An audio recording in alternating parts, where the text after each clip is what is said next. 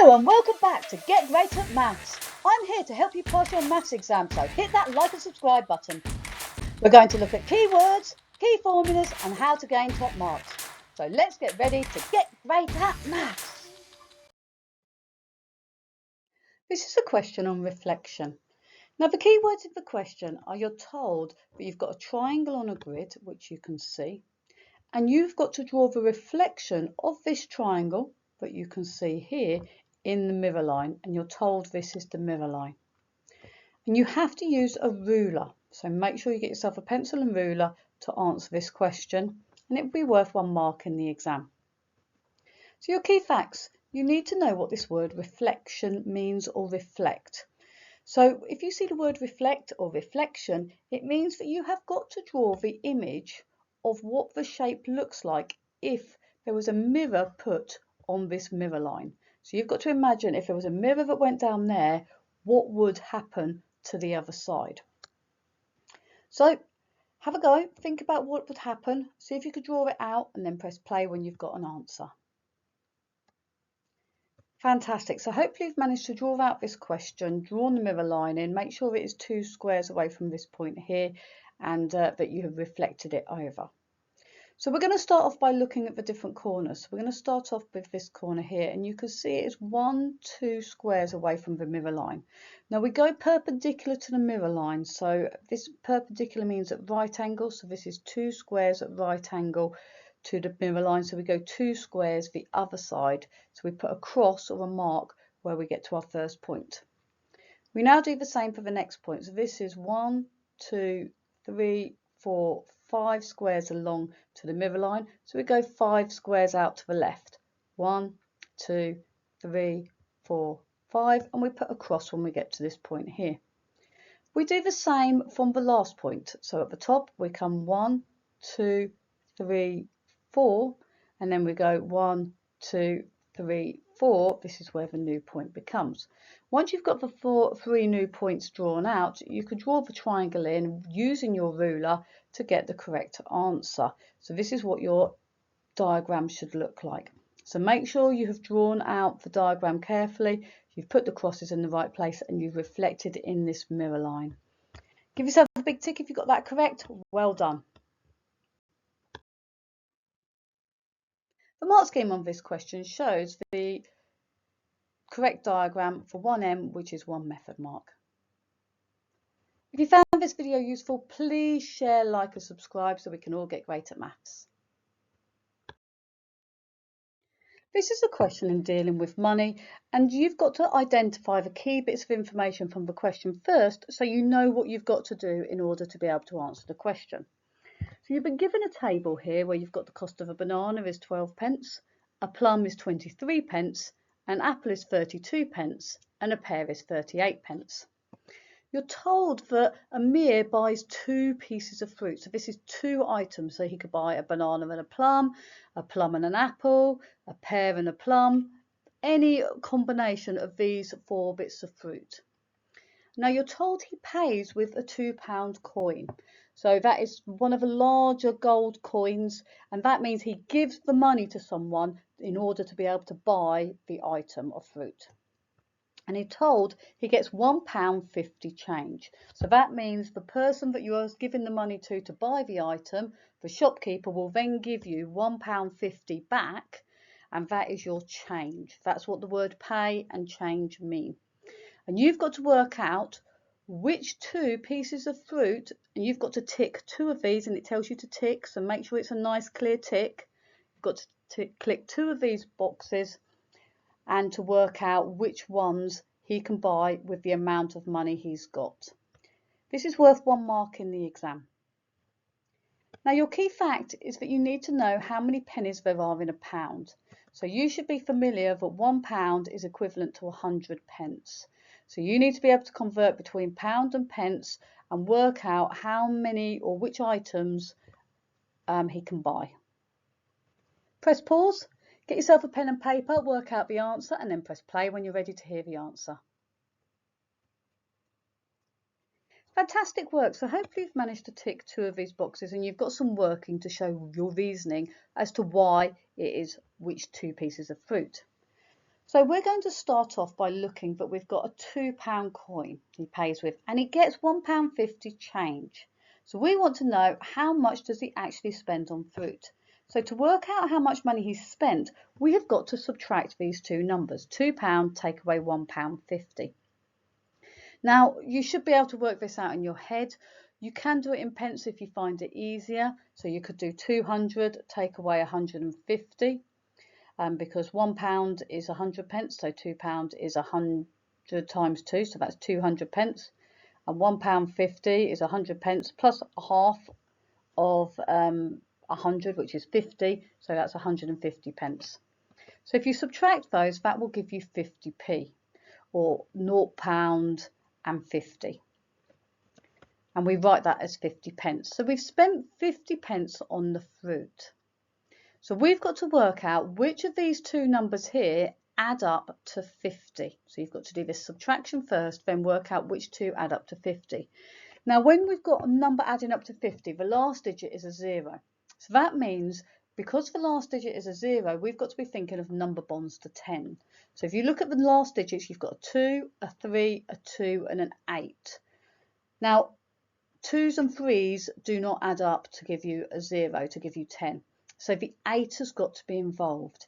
So to make 10, 8 plus 2 is 10. So that means it's going to be a pear and an apple or a pear and a banana. And we've got to work out which one it's going to be. So we're going to take our 50 pence we had and we're going to subtract the pear, which is 38 pence. Because we know that 8 plus 2 gives me 10. That's the only two combinations that will give me the 50p. And we're not sure whether it's this 2 or this 2. So we're going to subtract these. Now you can count on from 38 till you get to 50, or we can just do the normal subtraction. 0 take away 8 we can't do. So we have to borrow from the 5. So we're going to cross the 5 out and make it a 4. And we're going to borrow a 10 from this 5 to put a 1 in here, which now means we've got the number 10. Now 10 take away 8 is 2. 4 take away 3 is 1. So it is 12 pence. Now if you look down your list, there is one that says 12 pence, which is the banana. So make sure you tick the banana box, and the pear, which was 38 pence. So these are the two boxes you should have ticked. So make sure you have ticked them nice and clearly. Give yourself a big tick if you got this correct. Well done, great work. The mark scheme on this question shows the answer is banana and pear for 1M, which means 1 method mark. If you found this video useful, please share, like and subscribe so we can all get great at maths. This is a bar chart question, and you can see that you have got a bar chart drawn in the diagram here, where these are the bars and it's in a little chart. Now the key bits of information from the question are that you're told you've got a total of 25 points. Now on the left hand side here you've got the number of points and you've got the games along the bottom, and it says after 4 games, so 1, 2, 3, 4 games, you've got 25 points. You've got to complete the graph, so you've basically got to fill in the diagram for this section here, and you must use a ruler. This will give you 1 mark in the exam. Now your key facts. You need to know what a bar chart is, which has been drawn for you to start with. You've just got to complete for game 4. So you need to remember you've got to use 3 straight lines to draw the box. So 1 going up the side, 1 going across the top, and 1 down the other side. And you need to leave a gap, the same as what has been left on the other diagrams, between each of the bars. So there needs to be a gap before you start drawing your last bar. Press pause. Have a go at drawing out the diagram and completing game 4, and then press play when you're ready to see the answer. Fantastic. So hopefully you've managed to draw out the diagram and you've drawn in the bar correctly. Or over on your phone, you've just gone and done a little screenshot and then used a pencil to go over where you need to draw.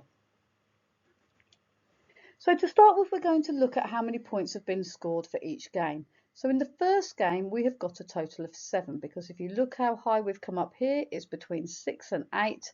Between 6 and 8 is 7, so 7 is across here. Game 2, we've come up to 4 and we haven't reached 6, so this is at 5. And for game 3, we've come up for a total of 10. So we need to add these together. So 7 plus 5 is 12, plus 10 is 22. Then we're told the total is 25 points. So I have to do 25 take away 22, which is going to be 3, which is the height of the bar you've got to draw here. So you need to come up, go across at 3 and come down, and that is the height you needed to draw. Give yourself a big tick if you got that correct. Great work, well done. In this question, you can see that the answer is between 2.5 and 3 on the scale. So you can see the height should be across here at 3, but anything between 2.5 and 3.5, when you draw it on here, because 3 is not marked exactly on here, you will get the mark, which is 1 mark in the exam. If you found this video useful, please share, like and subscribe so we can all get great at maths. This is a question on sequences, and you're asked to find the missing numbers. So the key parts of the question are that you're told that a sequence increases by the same amount each time, and you've got to work out the missing numbers. And you've got to write the missing numbers in the 2 boxes, and this will give you 1 mark in the exam. Now your key facts are that you need to know what this word sequence means. Now a sequence is a set of numbers that follow the same pattern. So the sequence is a pattern. So what is this sequence either going up in or going down in? So is it ascending or is it descending? So you need to look at the numbers and see what the gaps are between the numbers, and then you can work out what the missing values are. Press pause. Have a go at writing down the answers to the missing numbers, or just remember the 2 numbers in your head. If you can just work it out in your head, that's fine. And then press play when you've got some answers. Fantastic. So hopefully you've managed to get some answers. So we know we've got to look at what is the gaps in between here and here. Now we need 2 numbers that are consecutive so we can see what the gap is between the numbers. So the only 2 consecutive numbers are these numbers here. So we've got to work out the difference from 1 to 7. So how do you get from 1 to 7, which is basically 7 take away 1. So 7 take away 1 is 6. So to get from 1 to 7, if you do 1 plus 6, that gives you 7. So that means if I take any of these gaps between any of these numbers, you've always got a difference of plus 6. So we're going to look from this 7 now, and we want to know how am I going to get to this next box here. So we know we've got 7. It's going to be exactly the same gap as what we got before, plus 6, because the gap is increasing by the same amount each time. So it's a linear sequence we've got here. And we've got to do 7 plus 6. So you can just add on 3 and then add on another 3, because if you add on 3 to 7, that makes 10, and then another 3 to make the 6, that will give you 13. So 7 plus 6 is 13. So that will give you 1 answer here. Then we need to look at what's in this answer here. So we need to start with the negative 11, and we're going to add on 6. We could also start at 1 and take away 6. So if I do negative 11 plus 6 or 1 take away 6, it will take me to the same answer. Now remember, when we're looking at our number line, okay, we're going to start on negative 11 and you're going to add on 6, which will take us to negative 5. So you can think of doing 6 take away 11, which is negative 5. Or you could have done 1 take away 6, which will also take you to negative 5. So if you think about your number line written out where you've got 0 and then you go down through the numbers. Okay, so well done if you got these 2 answers correct. Great work. Give yourself a big tick if you got them right. Well done.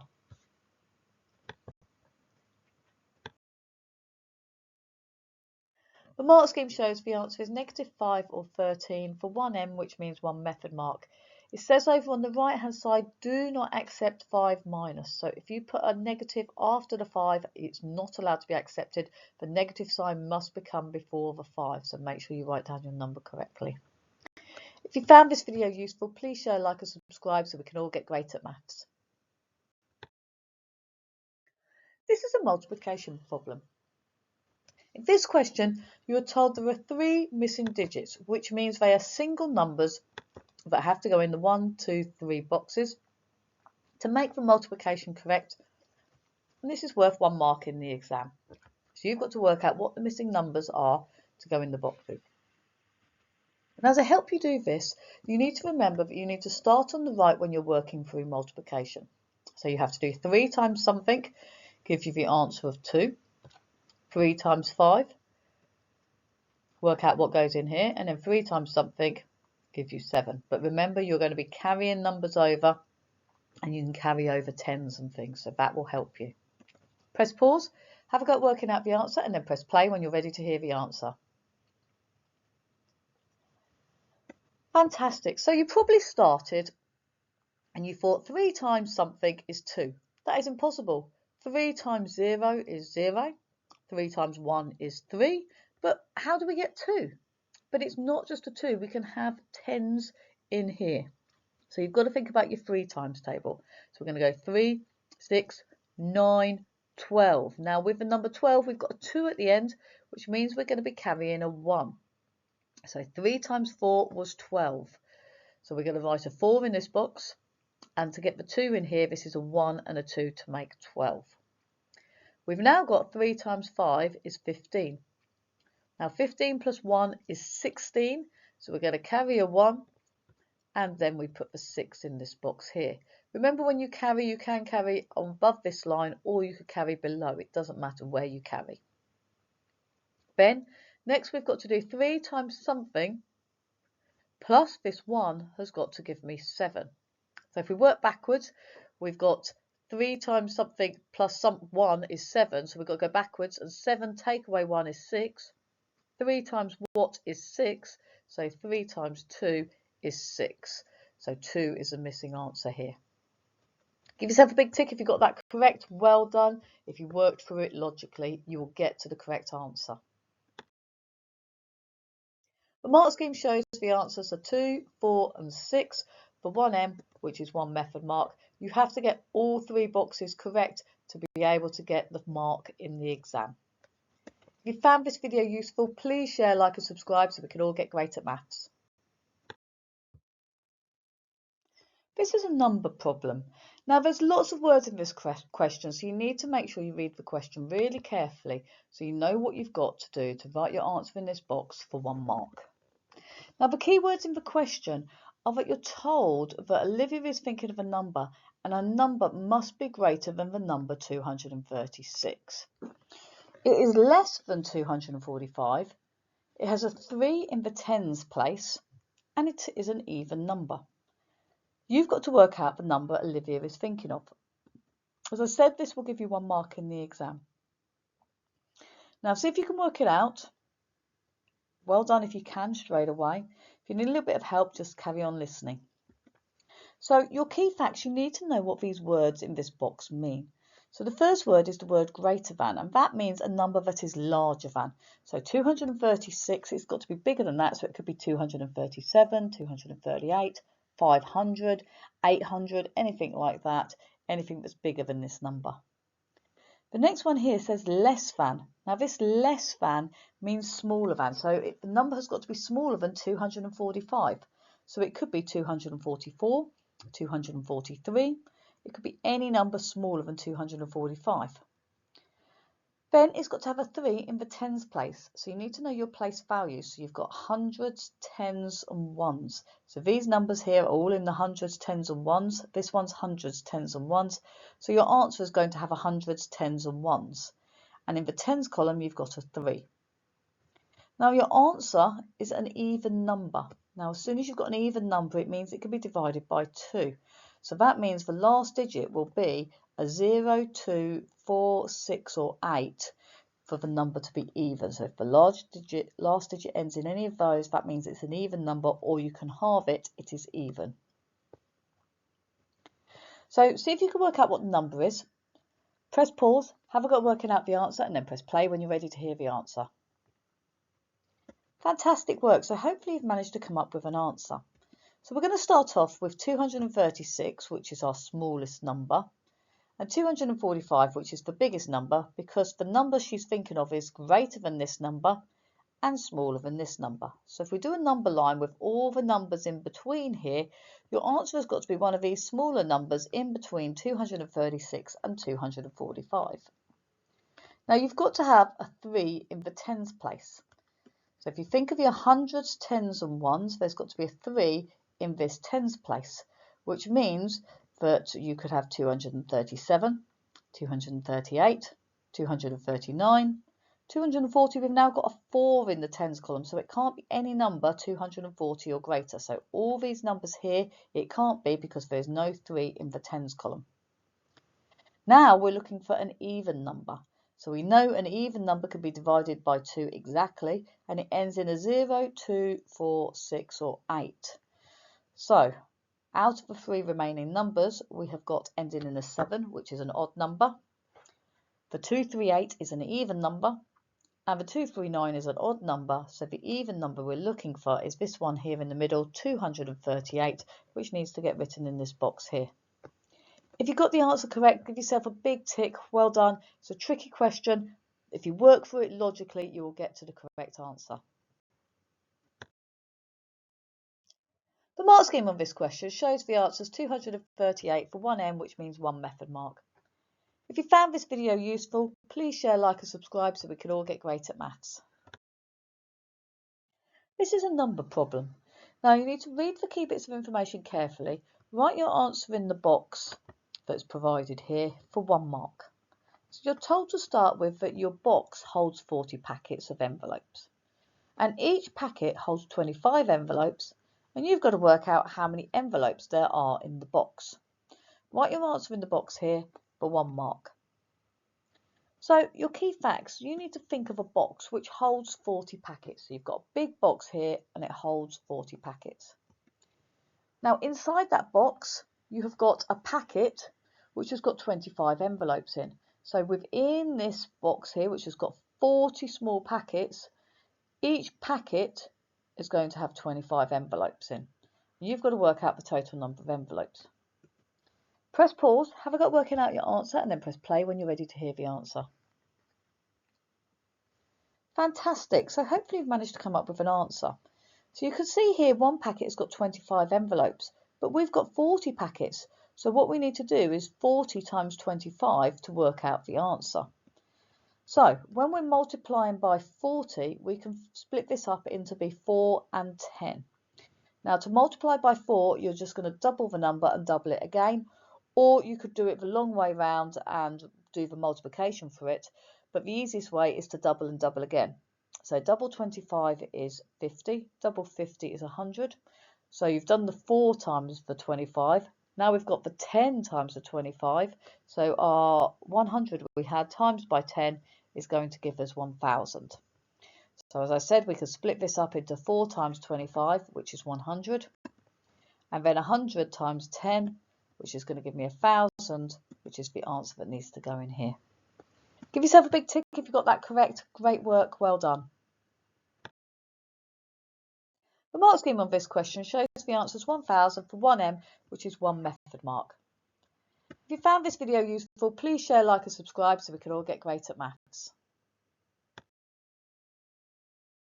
And this is a question on rounding, and you have got to write a whole number in each of the boxes that are provided here to make the statements correct. Now the first one has been done for you, so they're saying 18 rounded to the nearest 10 is 20. So if you look at the 8 rounds up, so it makes this 1 a 2, so it would round to the number 20. So you've got to work out what number you can write in these boxes that rounds to these 2 numbers here. This will give you 1 mark in the exam. So your first one is your rounding to the nearest 1000 is 4000, and rounded to the nearest 10,000 is 820,000. So your key facts. If you have got a number 5 or above, you round up. So like this number here, the 8 is greater than 5, so we're going to round up. So with the saying we remember is 5 to 9, we're going to climb the vine.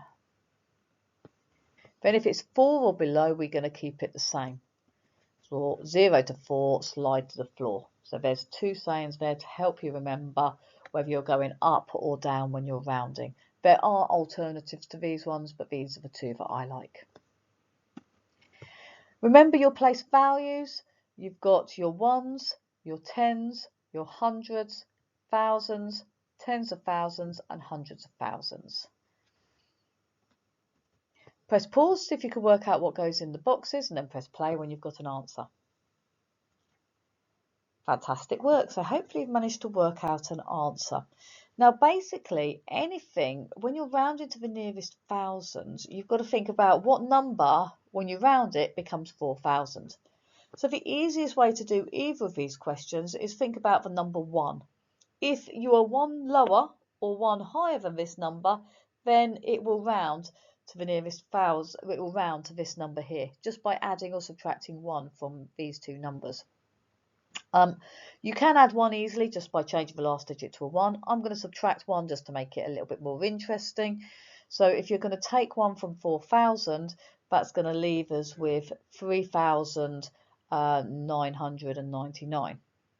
Now, if we think about this 4,000 here, you can round two numbers between two numbers that will take you up to 4,000. So to find out what the lowest number here is, because it's to the nearest thousand, if you halve of 1,000, you get 500. So if you halve what it's rounded to, so this one was to the nearest 10, so half of 10 was 5, so if you subtract 5, 15 is the lowest number that would round up to 20. So 500, if you subtract 500 from 4,000 to give you 3,500, that will round up to 4,000.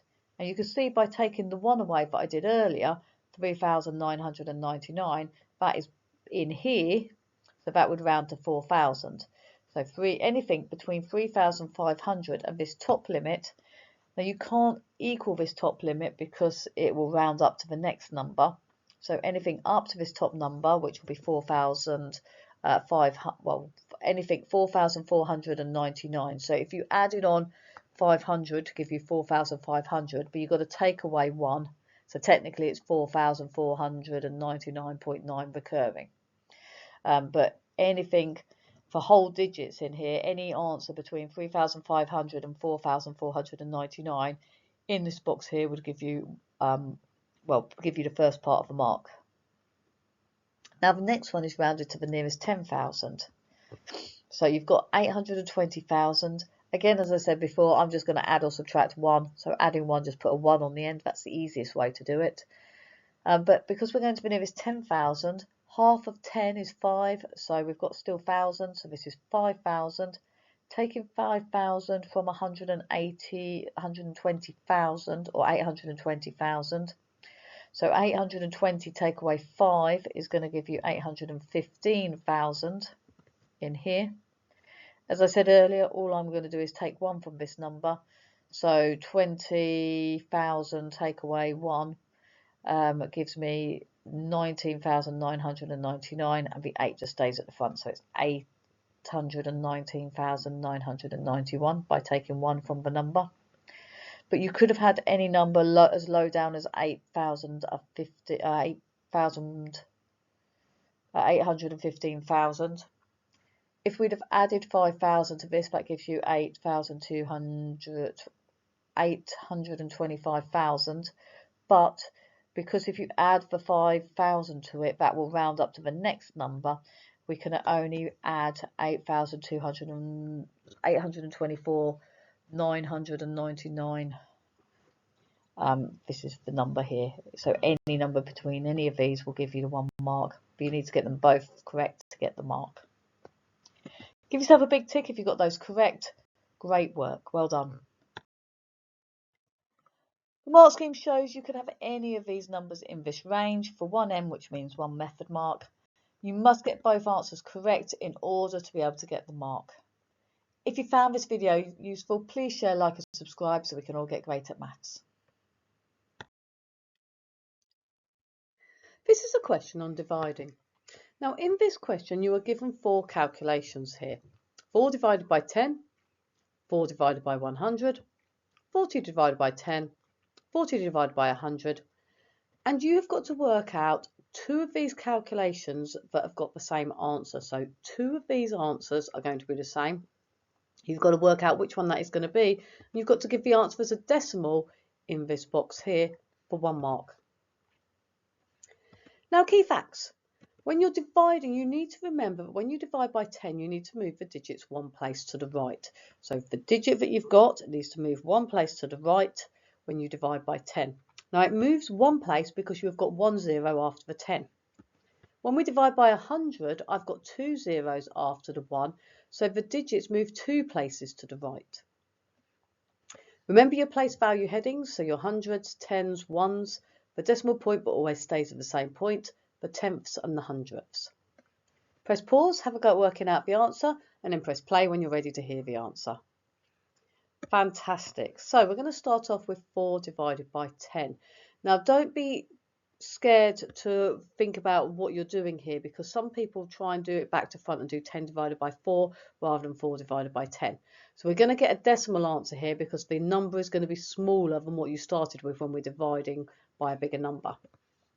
So if we get our headings, the 4 goes in the ones column, and we're going to be divided by 10. That means this 4 has got to move 1 digit to the right.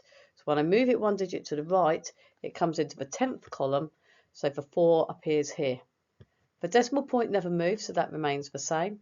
And in the first space, we need to put a magic 0 in here because we've got to hold the place value, so it's the value of 0.4. We're going to write that underneath the first sum because then we can remember what the answers were for which question. The next one here, we're again starting with 4, but this time we're divided by 100. So if we go back to the 4, we're now going to move 2 places to the right because we're divided by 100, so it's going to move 1, 2 places, so the 4 is going to come into the hundredths column. Then my tenths column, I've got to put a 0 in here. The decimal point stays put, so the decimal point will be here. In these gaps here, I've just got to put zeros to hold the place value, so your answer is 0.04, which we're going to write underneath. Now we've got to work out which two of these are going to be the same as these, because these two are different answers. You should all know 40 divided by 10 is 4, that's nice and easy.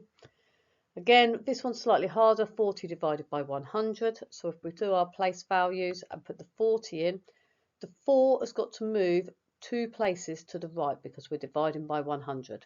So the 4 is going to go 1, 2 places, it's going to go into the tenths column. The decimal point remains put. If the 0 moves 2 places to the right, 1, 2, then it's just a 0 on the end. We don't need to worry about that 0 on the end. It doesn't change the value of the number. And we just put a 0 at the front, so I've got 0.4 or 0.40. It is exactly the same as 0.4. So these two numbers here are exactly the same. This 0 on the end here doesn't matter. So when I've moved it across, it doesn't affect the number at all. So the answer you're looking for in here is 0.4. Give yourself a big tick if you got that correct. Great work, well done. The mark scheme on this question shows the answer is 0.4 for 1M, which means 1 method mark. If you found this video useful, please share, like and subscribe so we can all get great at maths.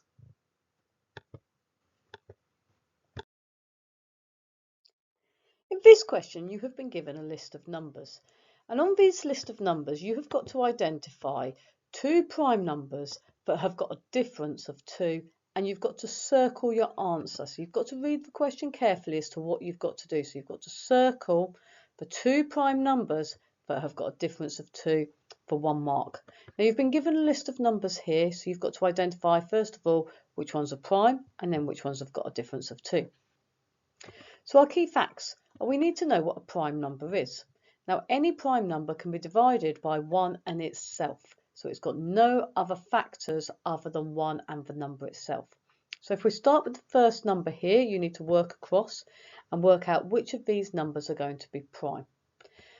I'm going to give you a list of the prime numbers, so if you want to try this before I give you the list of the prime numbers, then go ahead and see if you can work out which ones have got a difference of 2 before I tell you which ones are the prime numbers. So your first prime number is the number 2, because 2 is the only even prime number, and it can be divided by 2 and it can be divided by 1. 1 is not prime because 1 and itself are the same number, so 1 is not classed as a prime number. 3 is the next smallest prime number, so we've got all the prime numbers going up, which can only be divided by 1 themselves. So that's 2, 3, 5, 7, 11, 13, 17, 19, 23 and 29. Then we need to know what this word here means, difference.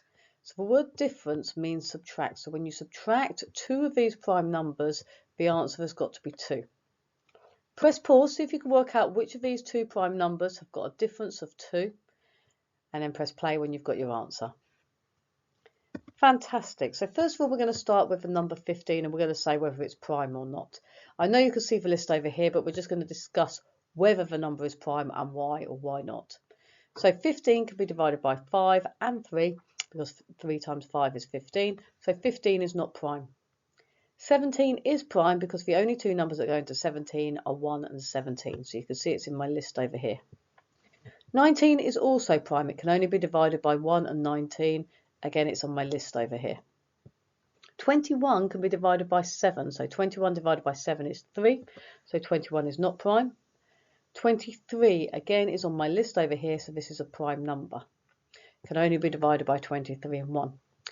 And 25 is a square number. So 5 times 5 is 25. So 25 is not prime. So from the list of numbers we've got here, we've taken 3 of them out and we've been left with 3 numbers which are prime. From these 3 numbers, we've got to identify which 2 of these numbers have got a difference of 2. So if you look at 23, 23 is quite a way away from 19 and also 17. So if you look carefully, you should spot that 19 take away 17 equals 2, which is what we're looking for. So the 2 numbers you need to circle are the numbers 17 and 19. Give yourself a big tick if you spotted that the numbers were 17 and 19. Great work, well done. The mark scheme on this question shows the answer is 17 and 19 for 1M, which means 1 method mark. It does say accept alternative or unambiguous positive indication of the correct answer. So, for example, if they've been ticked or they've been like a bubble around it or something slightly different to the 17 and the 19 with the circle around, and you're identifying those 2 numbers only, you would still get the mark. If you found this video useful, please share, like and subscribe so we can all get great at maths. This is a question on completing a table. Now, in this question, you are told the number of children and adults at a childcare centre. Now, the key bits that you need to know from this question are that you've got to make the table correct. So you've got to complete it. It tells you the first row has done for you. So this is your first row along here. So for 1 and under, there were 12 children, 4 adults, and number of children per adult is 3. And this is worth 1 mark in the exam. See if you can work out what numbers come in these gaps. So to do this, you need some key facts to help you. So you're going to be using basic number skills. So you've got to decide whether you're going to be adding, subtracting, multiplying or dividing to solve this. You've got to read the question carefully so you understand what these titles here mean and able to fill in the missing gaps. And you need to look at the example in the other line, so in this top line, to help you.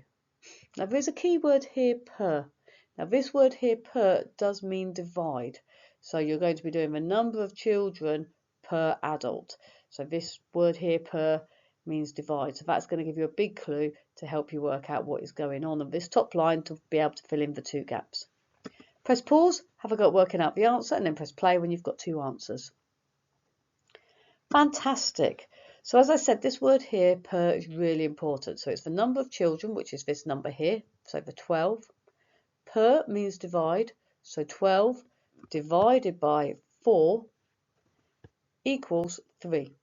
So basically we're going to do the number of children, we're going to divide it by the number of adults, and that gives me the answer to the number of children per adult, because this word per means divide. So we've got to do the same in the next one. So 20 divided by some number has got to equal 4.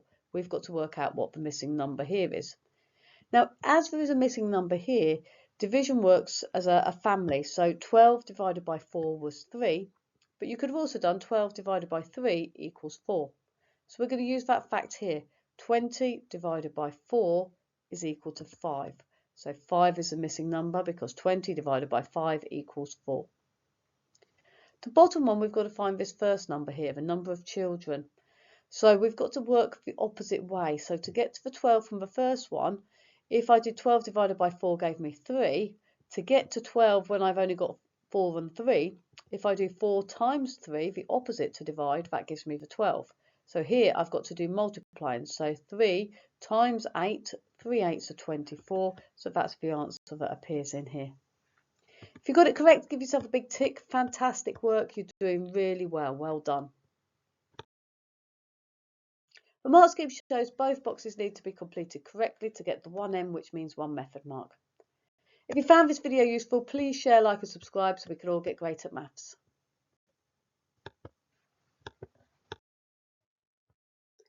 This is a question looking at fractions, and you are told you have got 4 different shapes, W, X, Y and Z. You can see them in the diagram, W, X, Y and Z. And they cover different fractions of the 10 by 10 square. So you can see you've got 10 squares along and 10 squares down. You've got to match the shape to the correct fraction. So for example, shape W has got to go to either 1 over 100, a quarter, 2/5 or 1/10. And this will give you 1 mark for getting all of them correct. So your key fact, you need to know how to work out a fraction.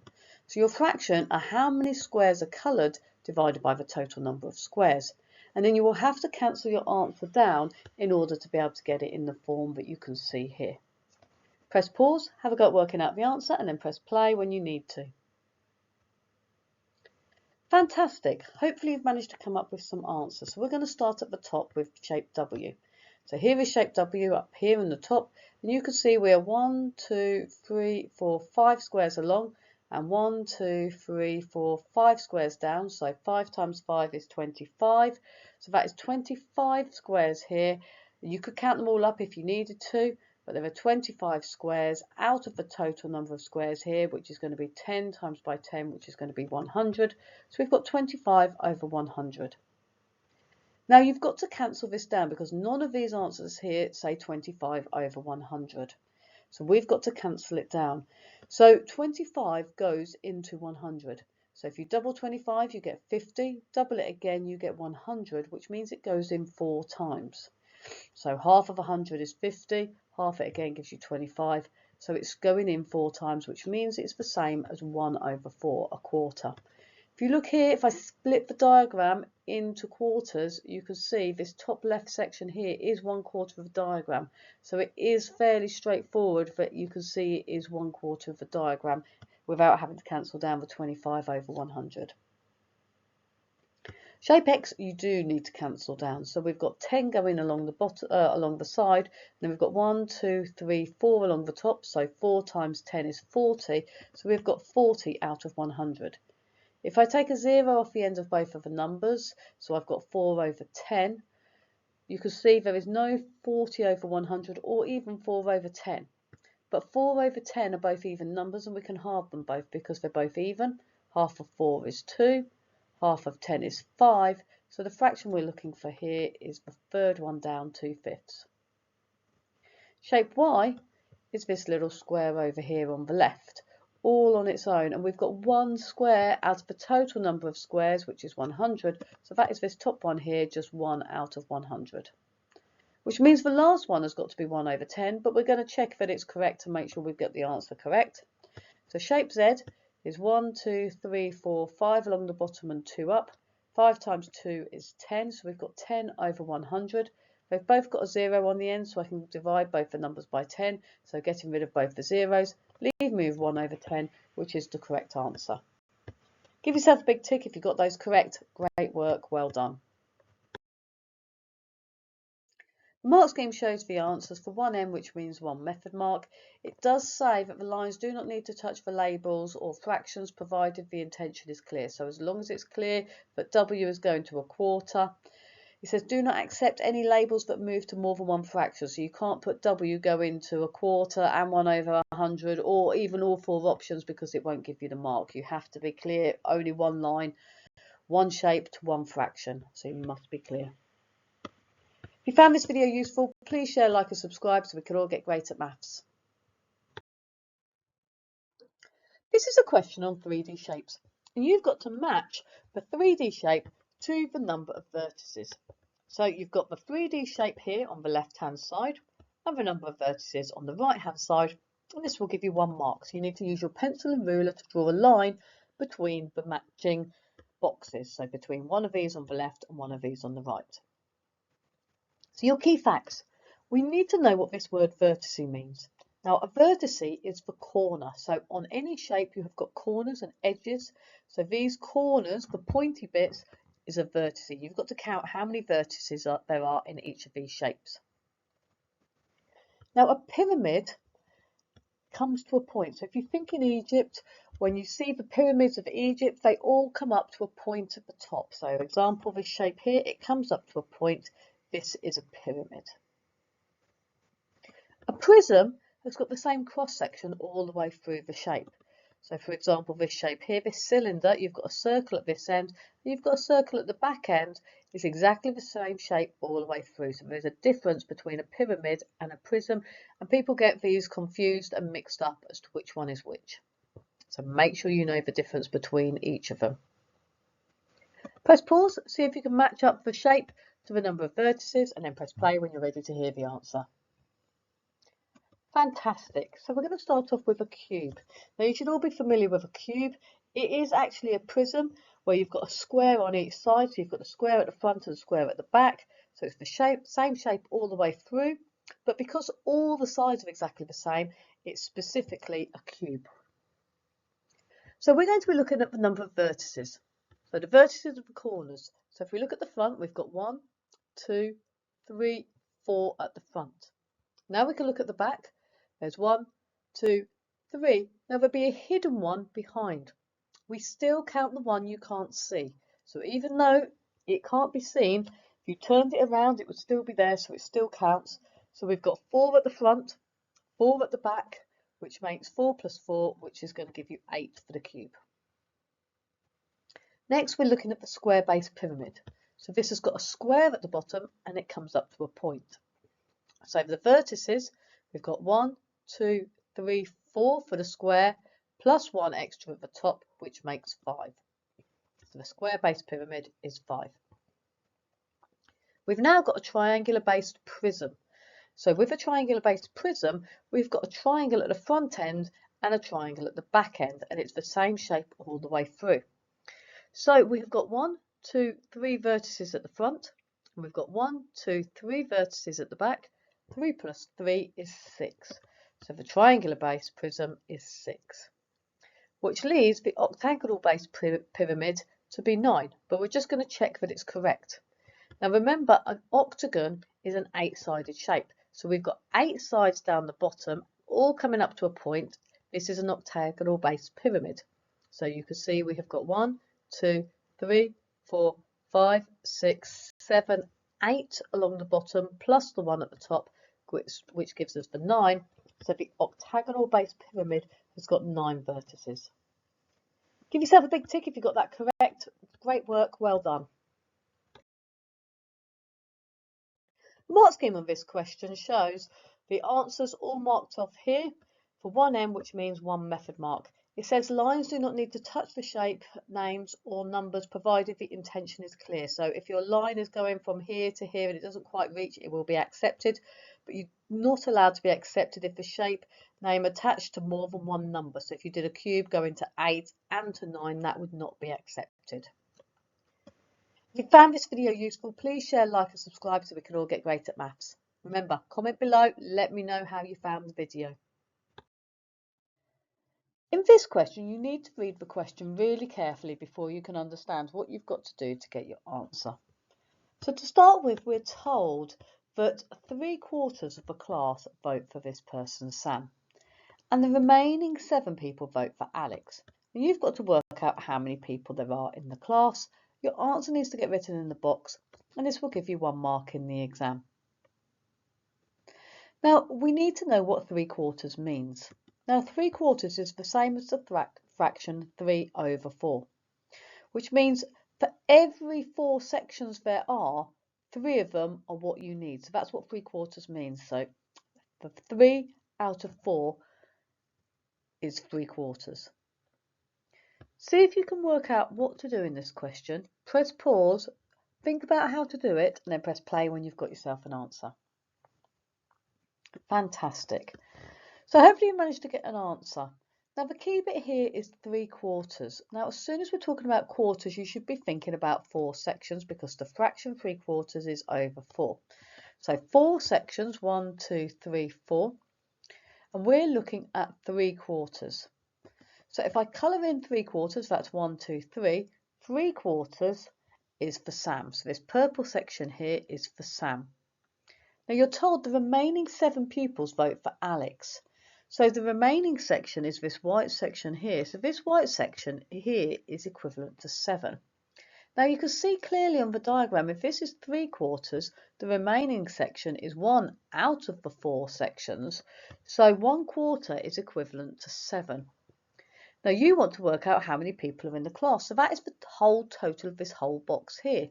So if there's 7 in this top right hand corner, that means there will be 7 in the top left, 7 in the bottom left and 7 in the bottom right, because each of the 4 boxes have got exactly the same in them. Now if we think about it in terms of numbers here, we want to work out what 1 whole is. Now this is 1 divided by 4. The opposite to divided by 4 is multiply. So to work out 1 whole, we're going to do 7 times 4. Now we know 7 times 4 is 28. And you can see here you've got 7 plus 7 plus 7 plus 7, which is, again is 28, or 7 times 4 is 28. So your answer is 28 that you need to write in the box here to get the 1 mark. Give yourself a tick if you found this useful. Great work. Well done. The mark scheme on this question shows the answer as 28 for 1M, which means 1 method mark. If you found this video useful, please share, like and subscribe so we can all get great at maths. This is a question on multiplying, and you've got to work out the missing number to make the multiplication correct. So you're told that 3.207 times by 100 equals some number that you've got to work out times 10. This will give you 1 mark in the exam. Now remember your key facts.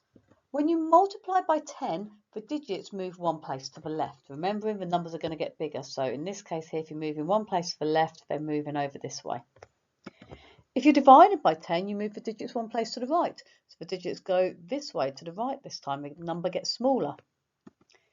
If you multiply by 100, they move 2 places to the left. Remembering the left, it makes the number bigger. Now the reason it's 2 places is because there's 2 zeros. When you've got 1 0, it moves 1 place. So here we divide by 10 with 1 place because there's 1 0. When there's 2 zeros, we have 2 places. Multiply makes it bigger, so it goes to the left.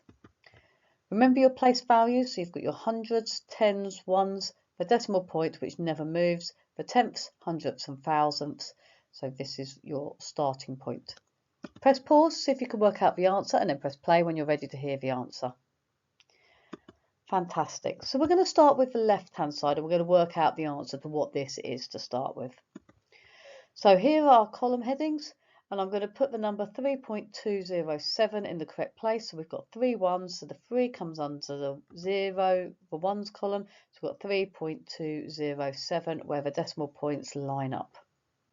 Now we're multiplying by 100, which means the digits are moving 2 places and the number's getting bigger because we're multiplying, so the digits are going to go 2 places to the left. So 1, 2. So 3 comes into the hundreds column. The 2 goes from the tenths column, it's going to move 1, 2 places to the tens column. The 0 is going to go 2 places to the ones column. The 7 is going to go 2 places to the tenths column. Now the decimal point always lines up in the same place, so that just remains in the same point. So we've got 320.7. So the left-hand side gives us this answer here. So something times 10 has got to give me 320.7. So if I'm multiplying some number by 10 to get this answer here, if I divide this answer by 10, it will give me what is missing. So I'm going to take my same headings. I've got the number 320.7. I'm going to divide it by 10 because if this number here is 10 times smaller, then that number times 10 will give me the same answer. So the 3 is going to move to the tens column. The 2 is going to move to the ones column. The 0 moves to the tenths column. The 7 moves to the hundredths column, and the decimal point goes in the middle where all the other decimal points are. So I've got 32.07. So that is my answer in here, 32.07. If I multiply it by 10, I get a 320.7, so that will give you 1 mark in the exam. Give yourself a big tick if you got that correct. Great work, well done. The mark scheme of this question shows the answer is 32.07 for 1M, which means 1 method mark. If you found this video useful, please share, like and subscribe so we can all get great at maths. This is a question on place value, and in this question you have been given a number. I'm just going to read the digits, otherwise I'm going to give away the answer. So we've got 9, 6, 5, 8, 2, 1, 4. And you've got to click the statements that are true. So which ones are correct out of the 4 that have been given? And this is worth 2 marks in the exam. So that means at least 2 of these are going to have a tick in, because it says put a tick, not a cross or circle. You've got to put a tick in the boxes. Now your key facts. You need to remember your place value. So if we start on the right hand side with the easiest one, with the ones, you've got your ones, you've got your tens, you've got your hundreds, you've got your thousands, you've got your tens of thousands, you've got your hundreds of thousands, and then you've got your million. So these are your key facts. These are your place value headings. Okay, remember 1 million has got 1, 2, 3, 4, 5, 6 zeros behind it for 1 million. Okay, so press pause, think about which of these statements are true, and then press play when you're ready to hear the answer. Fantastic. Hopefully you've read through these sentences and you've worked out which ones are correct and which ones aren't correct. So it tells us on the first, the 5 represents 50,000. So 5, 0, 0, 0, 0. So we've got 1, 2, 3, 4 zeros, and the 5 is in this column here for the 50,000. So we've got the tens of thousands. So we've got the ones, the tens, the hundreds, the thousands, the tens of thousands. So this, if I put all the other digits afterwards to be zeros, I've got 5, 0, 0, 0, 0, which is the same as this, 5, 0, 0, 0, 0, so 50,000. So the digit 5 represents 50,000. It is in the right column for 50,000. Yes, it is.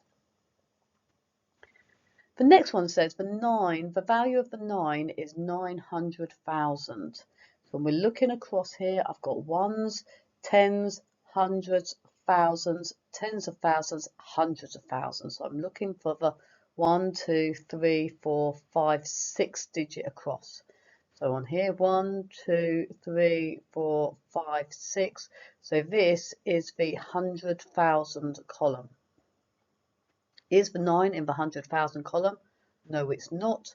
So this is not correct. So you leave this box blank. Don't need to put anything in it. The next one says the 6 represents 6 million. Now my million is this M here on the end. So that is 1, 2, 3, 4, 5, 6 zeros, and then the 7th number. So coming across. 1, 2, 3, 4, 5, 6, 7th number. So the millions, we've got 9 million. So we would say this number is 9 million. And the question says the digit is 6 represents 6 million. So that is incorrect as well. So we leave this blank empty as well. So this is not correct. It is 9 million, not 6 million. Now it says the value of the 2 is 20 tens. Now, don't let this one confuse you. Okay, the tens column is this one here, so the second one from the right. This is the tens column, but we've got 20 tens, and all that means is 20 times 10, 20 lots of 10. 20 times 10 is 200, so it's looking at, is the 2 in the hundreds column? So we've got the ones, the tens, the hundreds columns. Yes, the 2 is in the 100 column, so you need to tick the last box. Now, have a go at saying this number out before I say it. See if you can work out how you actually say it. So hopefully you've managed to realise this is 9,658,200. 214. So it's really important that you can read large numbers, so you could write them down if you needed to in terms of numbers or in terms of words, so you understand what these numbers mean. Give yourself a big tick if you got that correct. Well done. The mark scheme on this question shows the answer is the top one and the bottom one. You will get 1 mark if you did 2 answers correctly with 1 incorrect, and you would get 1 answer if you only ticked 1 of the boxes rather than 2 of the boxes. So just be careful, this was 2 marks, and make sure you do 2 boxes to get the 2 marks. If you found this video useful, please share, like and subscribe so we can all get great at maths. This is a lovely question where it is a real life practical question, and in this question we're going to be looking at dealing with money, and you go into a shop and there are 4 items. So you've got some apples, you've got some bread, butter and some cereal, and you're told that the items are bought with a £10 note. The price of butter isn't given, so you can see the weight of 670 grams is £1.50, 400 grams is £0.70 or 70 pence, and 500 grams, we don't know how much that costs. 750 grams costs £1.45. You're told the person gets £3.85 change, and you've got to work out the price of the butter. Remember, this blue box here gives you the instructions as to what you've got to do. So how much does the butter cost in this gap here? You must show your working because the question is worth 2 marks. And once you've shown your working, that means write down the calculations you're doing to get an answer. And then you must write the answer in the box here. Now, your key facts, you need to remember that £1 is 100 pence. So that will help you when you're converting if you prefer to work in pence or in pounds. Person in this question here, because all these money values are in pounds, this is in pounds and this one is in pounds, it's probably easier just to work in pounds, and your answer has got to be in pounds. And you're told that you've got change. Now this word here, she gets £3.85 change. That means how much money she gets back after paying, or the person gets back after paying. So press pause, have a go at working out the answer, how much change, and then press play when you're ready to hear the answer. Fantastic. Okay, so hopefully you've had a good go at doing this question. So we're first of all going to work out how much we spent on the shopping so far without the butter, because we don't know how much that one cost. So we're just going to write down the 3 numbers, the 150 or £1.50, the 70p or 0.70, and the £1.45 are the 3 items that we've bought so far for the shopping: the apples, the bread and the cereal. It doesn't matter the weight, so just ignore these values here for the weights. That is irrelevant information in the question. So we're going to add these together. So starting on the right hand side, I've got 0 plus 0 plus 5 is 5. 5 plus 7 plus 4. Now I personally did 5 plus 4 is 9. 9 plus 7, well 10 plus 7 is 17. Take away the 1 makes you 16. So if I carry in a 1 for the 16 and the 6 comes underneath. The decimal point stays in line, so there's a decimal point in the same place. Now I've got 1 plus 1 plus 1, which is 3. So that's £3.65 spent on the 3 items. Now we know we've got some change of £3.85 from the £10 note. So if I take my £10 note and take away this £3.85, that will tell us how much the shopping cost. Now remember, when we do £10, 10 is the same as 10.00. You can put as many zeros afterwards, but because we're dealing with money, we only need 2 zeros. Starting on the right hand side to subtract, we can't do 0 take away 5, so we have to borrow from the next number. There's nothing there, so we can't borrow from here, so we have to borrow from the next one. Again, there's nothing here, so we need to borrow from the next one, which we can do now. So we're going to borrow from that 10. I'm going to cross the 1 out and make it a 0, and I'm borrowing a 10, so I'm putting a 1 up here. So now I've got a 10 take away 3 when we come to do it later on. But we don't need this 10 here because we've got to get all the way down to this bit here. So we've got to cross this 10 out and borrow 1 from the 10. So taking 1 from 10 gives me a 9, and then I'm borrowing the 10 comes in here. Again, I need to borrow from this, so I'm going to cross this 10 out, take 1 from the 10, which is 9, and I'm going to borrow a 10, so a 1 value comes in here. So now I've got 10 take away 5. 10 take away 5 we can now do, which is 5. 9 take away 8 is 1. Decimal point remains in the same place. 9 take away 3 is 6. And there's nothing at the front, so it's £6.15. So the whole shopping costs £6.15, and the 3 items that have been given up here cost £3.65. So we've got to work out how much the butter cost. So we take our £6.15 and I put my £3.65 underneath it because £6.15 is larger than £3.65, and I'm going to subtract these numbers. 5 take away 5 is 0. 1 take away 6 I can't do, so I've got to borrow from the 6, so I'm going to cross it out and put a 5 in there, and then put a 10 in here, so a 1 to make this 11. 11 take away 6 is 5. Decimal point follows down here, and 5 take away 3 is 2. So I've got £2.50, which gets written in here. So I've got £2.50 here for the amount for the butter. So if you look up here, you can see that the butter is a lot more expensive than some of the other items that you've got up here. Give yourself a big tick if you got that correct. Great work, well done. Now the question was worth 2 marks. You do need to show these other method marks in here in order to get the full 2 marks if you made a mistake. If you got the answer correct, you would get the full marks. The mark scheme on this question shows the answer is £2.50 here for up to 2M, which means up to 2 method marks.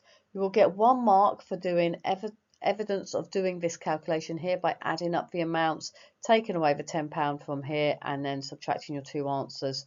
So getting an error in there somewhere, so 1 minor error will give you the mark if you made a mistake and didn't get the correct answer. Same here, there's another example here as to where you could get a 1 mark from. If you found this video useful, please share, like or subscribe so we can all get great at maths.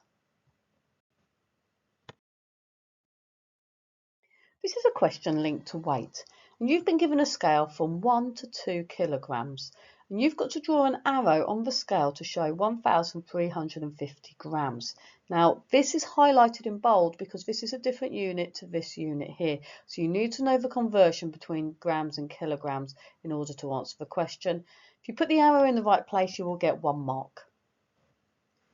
Now, as I said, the units are different here, so we need to know the conversion. So you need to know that 1 kilogram is equal to 1,000 grams, which means that we're either going to be multiplying or dividing by 1,000 to work out where the value goes on the scale. So if you're going to divide by 1,000, you've got to move the digits 3 places to the right. So these numbers here have got to go to the right. And if you're going to multiply by 1,000, you're going to move 3 digits to the left, which goes the other way, making the number bigger. Remember your headings. So you've got your thousandths, hundredths, tenths, for decimal point, ones, tens, hundreds and thousandths, or thousands even. So think about where your place values are to be able to move these digits to the left or right, depending on whether you're multiplying or divided by 1,000. It will be divided or multiplied by 1,000 because you've got 1 kilogram is 1,000 grams. So you've got to convert this 1,350 grams into kilograms and then put it on the scale. Press pause, have a go at working out where the scale would go or where the arrow would go, and then press play when you've got your answer. Fantastic. So hopefully you've had a good go at trying to do this. So here are our headings. We've got 1,350 grams. So we're going to put them in the correct places underneath here. Now this number, if I've got 1,000 grams, it is 1 kilogram. So to convert this into kilograms, the number is going to get smaller. So to make the number smaller, we're going to be dividing. Okay, so there are less kilograms in the gram, or they're the same value, but 1 is smaller than 1,000. So we've got to divide by 1,000. So each digit is going to move 3 places to the right. So this 1 is going to go to the right, it's going to get smaller, it's going to go 1, 2, 3. So the 1 comes under here. The 3 moves across, 1, 2, 3. So the 3 comes under here. The 5 goes 1, 2, 3 places to the here. And the 0 moves 1, 2, 3. Now the 0 on the end now is not going to have any value because when I put this decimal point in, I've got 1.35. Remembering the decimal point stays in the same place. So the 0 on the end is irrelevant. So you've got to put on the scale 1.35, an arrow at that value there. Now we've got it's going to be between 1 and 1.5. If you look here, we've got little marks in between, and then we've got slightly taller ones. If I just look at the slightly taller ones, I've got 1, 2, 3, 4, 5. So that means this value here is 1.1. The next one is 1.2. Next one is 1.3, 1.4. Now 1.35 is between 1.3 and 1.4. So in the middle between 1.3 and 1.4 is the number here, 1.35, and that's where your arrow needed to go at 1.35. If it helps you put in these extra numbers along the bottom to help you work out the value if you struggle. Give yourself a big tick if you've got that correct. Great work, and you've done really well. Well done.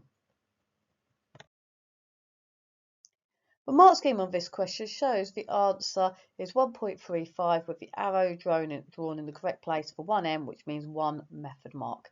It does say accept alternative, ambiguous, positive indication of the correct answer. So as long as you are marking, you've put a cross at this point here, you've circled it or done something to identify this point here correctly, you will get the mark. If you found this video useful, please share, like and subscribe so we can all get great at maths. Now in this question, you need to read it really carefully to make sure you understand what is going on. And as normal, the command of what you've got to find is in this blue box down here. So you need to make sure this is what you're answering and the answer goes in this box here, and that will give you 2 marks in the exam. But we're looking at all this information. You must show your method, which means you must write down any calculations or working out that you do in order to get the answer, to be able to get the marks. You can get 1 mark if you make a mistake. So you're told that a hall has got 1,250 seats, and at 7 o'clock, 880 seats are filled. At 8 p.m, 40 are empty, and you've got to work out how many are filled between 7 and 8. So how many people come in between these 2 times. Write your answer in here, and that will give you 2 marks. Now, you need to understand the words in the question. So, filled. You've told that 880 seats are filled. That means 880 people come in and sit down on the chairs. So, out of the 1,250 chairs that are in the room, 880 people come and sit their bottoms on the chair. You were told there are 40 empty seats. So, there are 40 seats where there is no one sat in. So no one is in 40 of the seats. And you've got to work out how many seats were filled up between 7 and 8. So basically, how many seats were filled up between these 2 times. Press pause, have a go at working out the answer, and then press play when you're ready to hear the answer. Fantastic work. So hopefully you've managed to come up with an answer. So we have got the total number of seats, and we know 880 of them were filled. So 880 people sat on the seats out of the 1,250. So we're going to subtract these numbers to work out how many seats are left. So 0 take away 0 is 0. 5 take away 8 we can't do, so we need to borrow from the 2. So we're going to cross the 2 out and make it a 1, and we're borrowing a 10 in here to make this now 15. 15 take away 8 is 7. We can't do 1 take away 8, so we need to borrow from this 1 here. So I'm going to cross that out, make it a 0 and put a 1 at the top. So now I've got 11 take away 8, which is 3.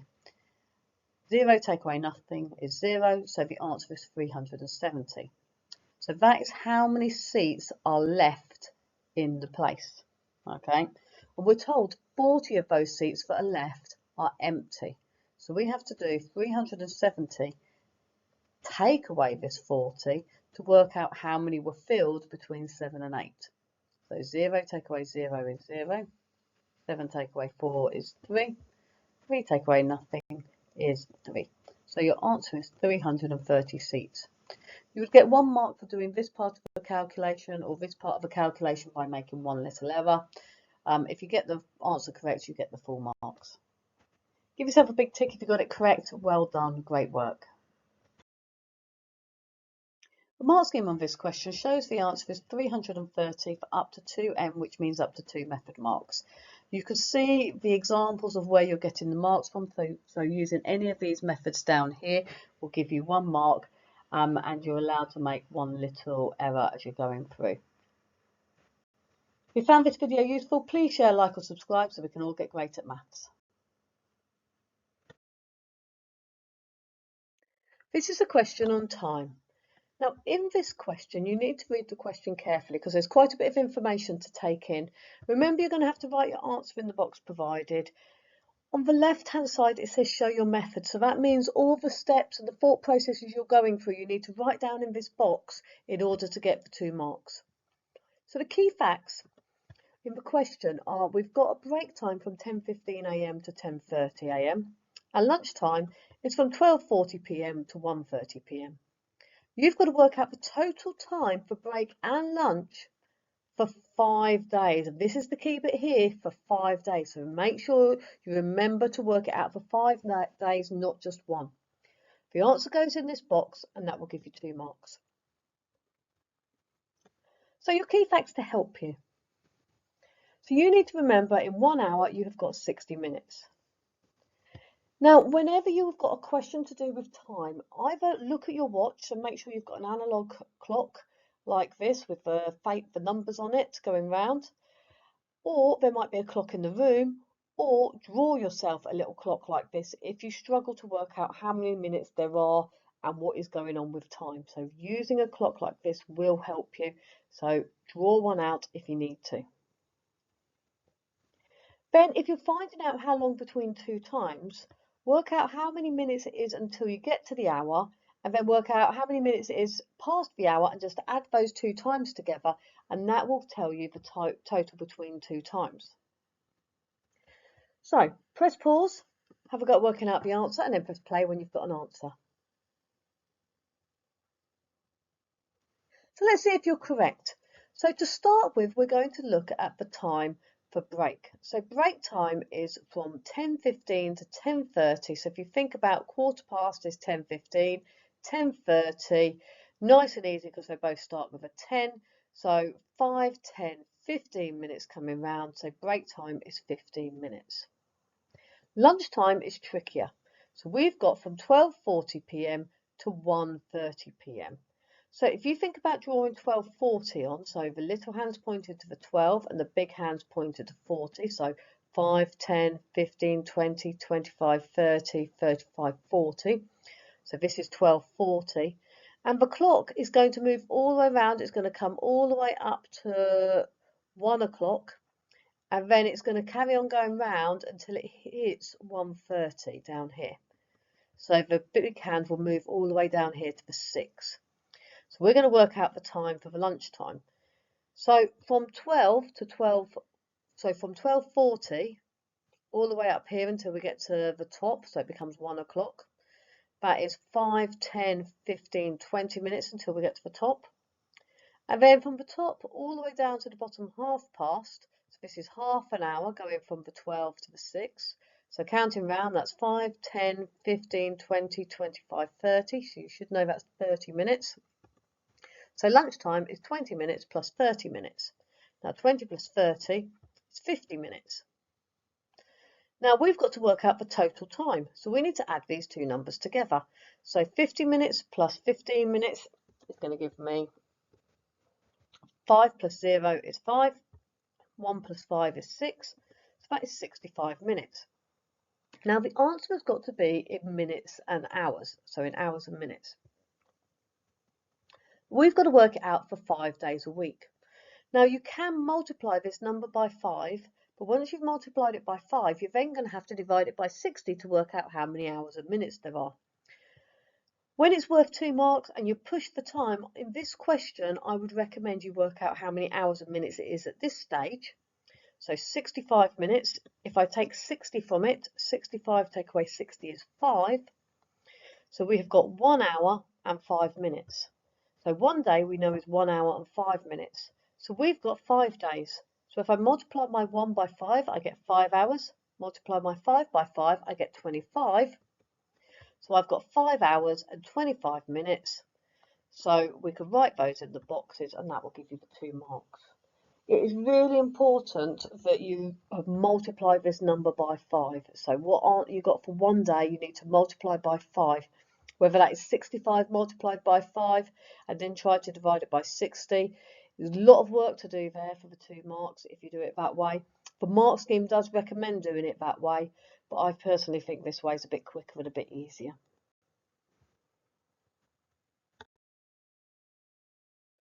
The mark scheme of this question shows there are 2 marks for getting 5 hours and 25 minutes. So that's up to 2m, which means up to 2 method marks. You can see the method here. So if you've made a mistake when you've multiplied by 5, if you did it in minutes and then dividing, you will get a method mark.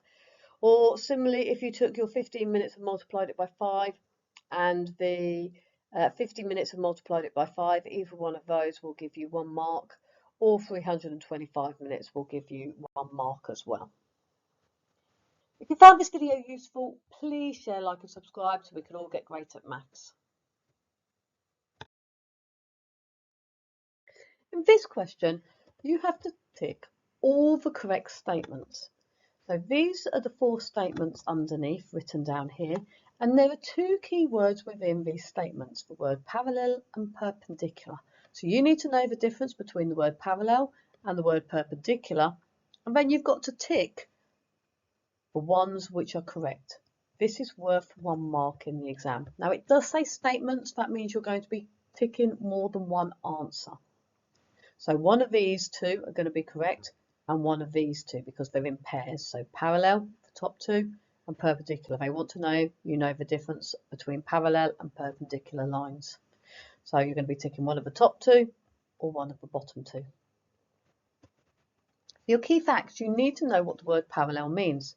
And parallel lines never meet. So if you think of train tracks, the train lines will never meet each other, otherwise the train will come off the rail. So these are parallel lines.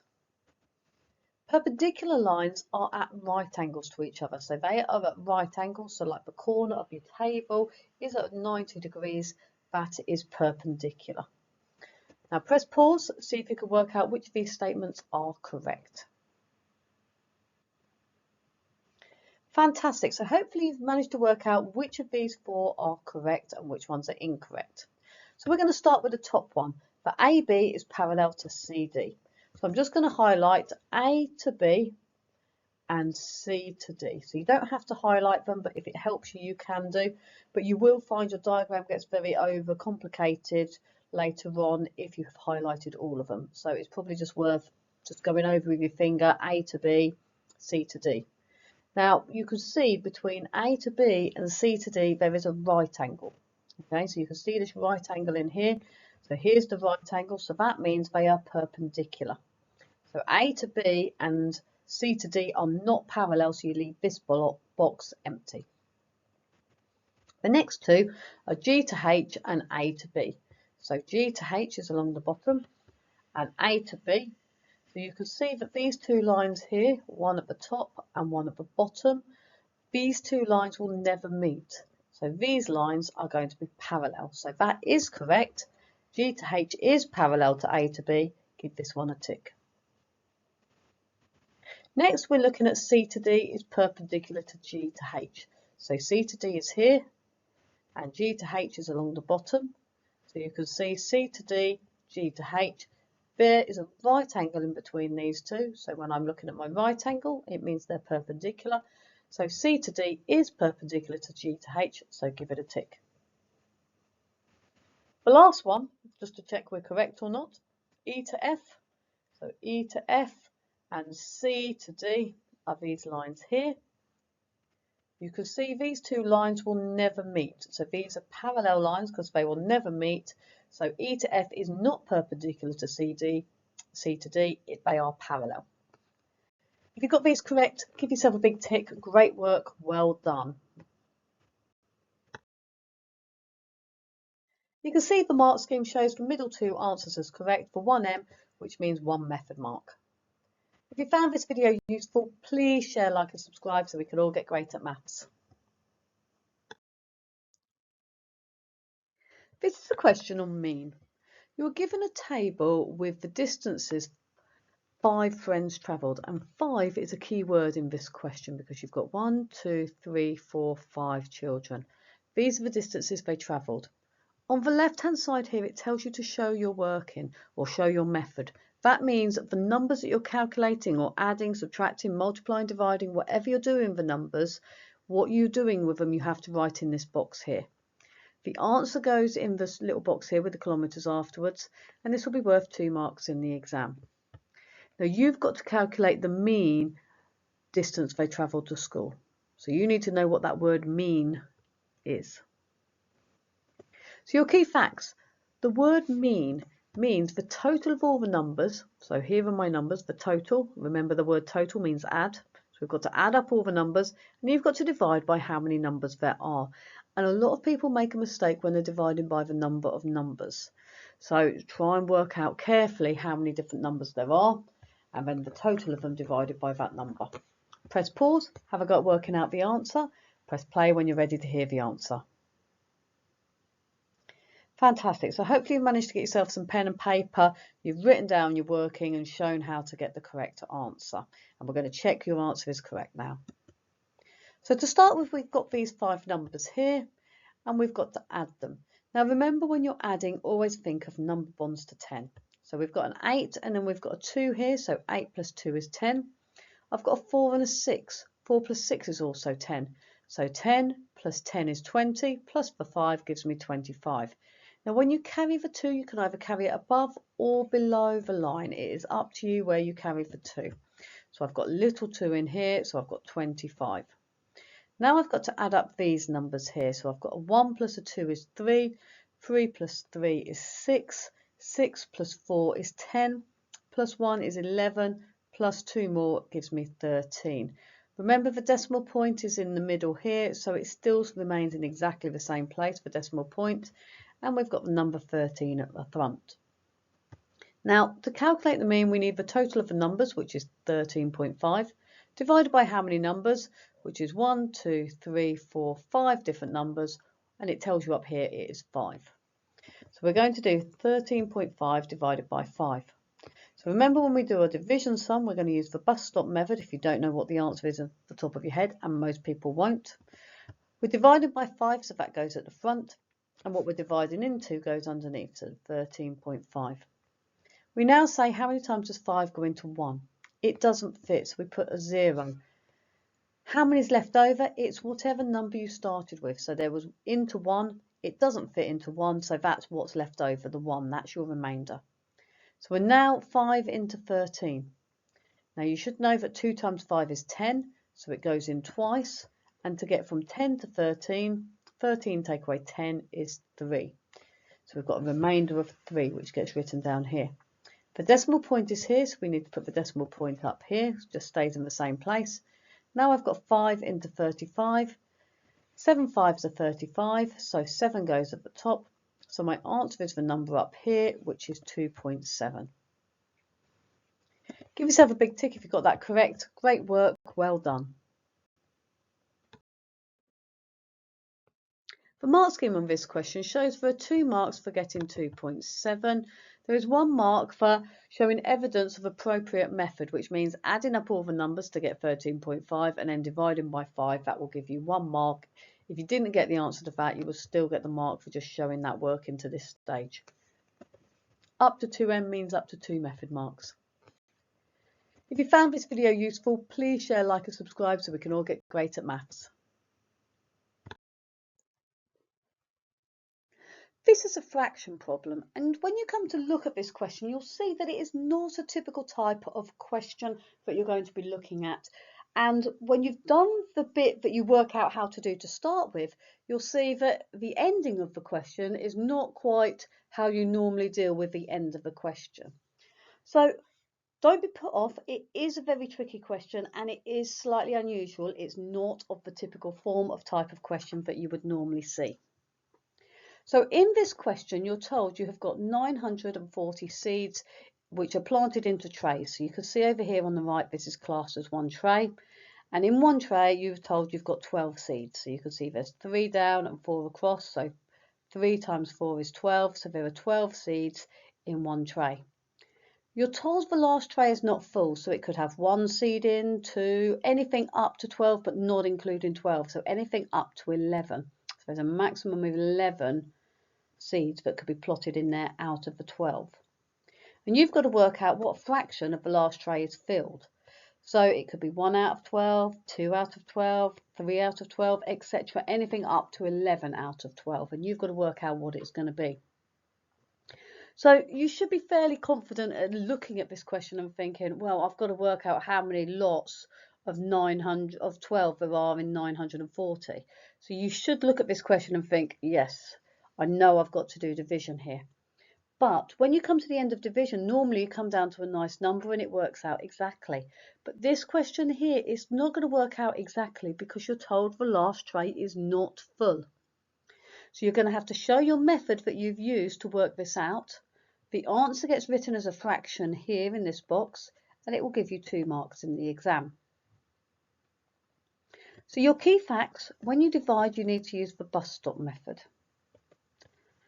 The remainder, so you're going to get a number left over, will be the remainder after division becomes the top of the fraction. So of this answer here, the numerator of this fraction here becomes the remainder of what you work out when you're dividing these numbers.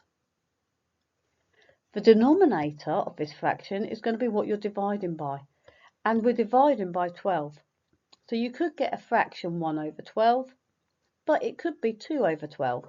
And if it's 2 over 12, both these numbers are even, so you will need to cancel your answer. So just look at the answer and think, are these numbers a multiple of each other, or are they both even? Then you can cancel your answer. So look at your answer carefully to see if it's the final answer. So press pause, see if you can have a go at working out this division and see how many is left over as your remainder, and then see if you can convert that into a fraction. Fantastic. Hopefully you've managed to have a go at working this out yourself before I go through it. If you struggle, don't worry, it is a very tricky question and it isn't the normal type of thing you have to do, because normally you just do your division and it comes through to the answer. So in this case, we're dividing 940 by 12. So 12 is going to go outside the front and 940 goes underneath. Now we're going to look at 12 into 9, it doesn't go, and there are 9 left over because that's the number that starts with, so we're now looking at 12 into 94. If you need to write your 12 times table out because you're not very confident with your 12 times table, get it written out, but 12 times table is a table you should be confident and you should know what it is. Now 12 times 7, now if you do 2 times 7 it's 14, 10 times 7 is 70, so 70 plus 14 is 84.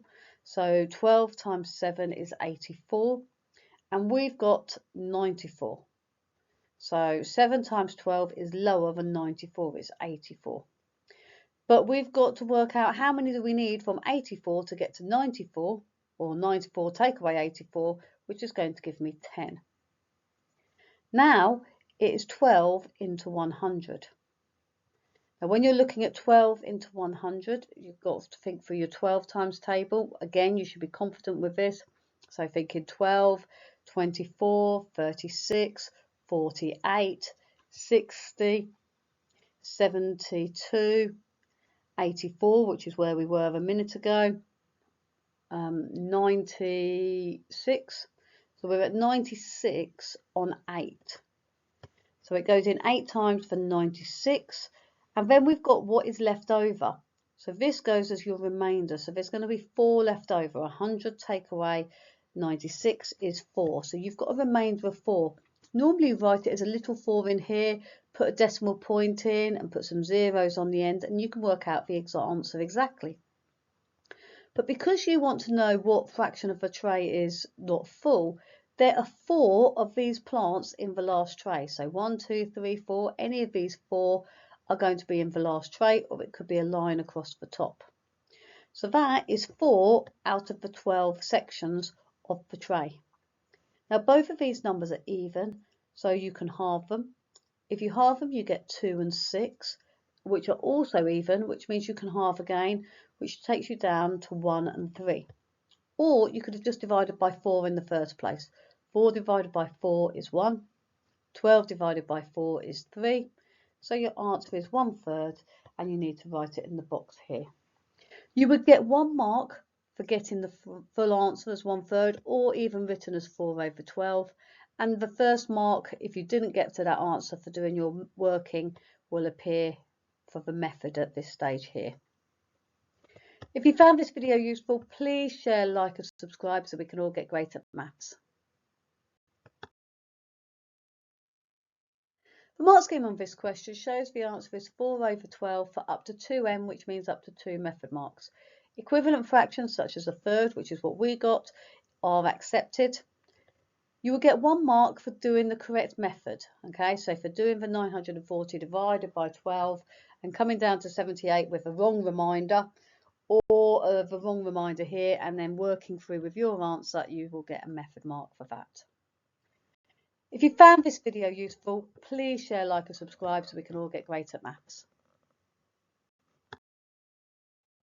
This question is on types of numbers.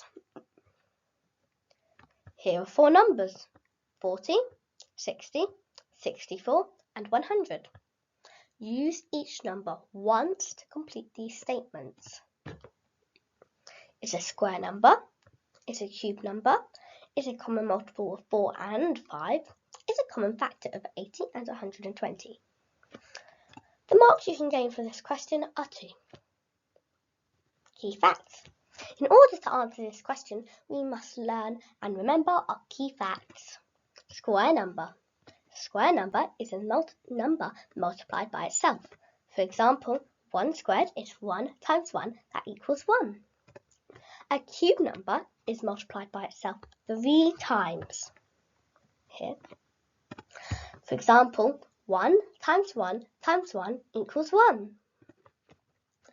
A multiple is in the times table of that number. Multiples of 2 are 2, 4, 6 and 8, and so on. Factors are numbers that go into another number. For example, factors of 10 are 1, 2, 5 and 10. A common is a number that satisfies both numbers given.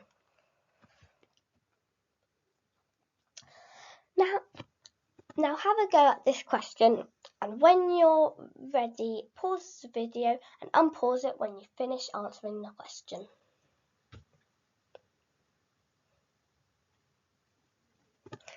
Hello again. Right, now to answer our question. Our first statement is a square number. Now, as we can know from here, a square number is multiplied by itself twice. So our square numbers are 1 squared is 1, 2 squared is 4, 3 squared is 9, 4 squared is 16, 5 squared is 25, 6 squared is 36, 7 squared is 49, 8 squared is 64, that's one of our numbers, 9 squared is 81, and 10 squared is 100. Now, there's 2 numbers that could be a square number, so you can just simply put 64 or 100. To move on to the next question, then we can work out whether 64 is in this box or this box, and whether 100 is in this box or this box. So we can look at our cube numbers. From here, a cube number is multiplied by itself 3 times. So cube number 1 is 1 cubed is 1, 2 cubed is 8, 3 cubed is 27, 4 cubed is 64, that's one of our numbers, and 5 cubed is 125. In the exam, you'll be expected to learn up to 5 cubes. So now we can see that 64 has to go in here because it is a cube number. So 100, therefore, must also go in there. 64. And remember to cross out your answer after you finish doing it. Then we won't get confused whether we've done that number or you haven't. Now we move on to is a common multiple of 4 and 5. To do this, we can look at our 40 and 60 as they are our remaining numbers. Remember, 5 one of our numbers here times 8 is 40. So 40 could possibly be 1. But also 4 times 10 is 40. And 5 times 12 is 60. And 4 times 15 is 60. Therefore, they can both be this question, same as these two questions here. So now we have to work out, is a common factor of 80 and 120 in order to work out, is a common multiple of 4 and 5. So we know that 40 can go into 80, that goes into it twice. And we also know that 40 can go into 120. 60 can also go into 120, but 60 cannot go into 80. Therefore, that means 60 would go is a common multiple of 4 and 5, and 40 would be a common factor for 80 and 120. Cross them out, remember.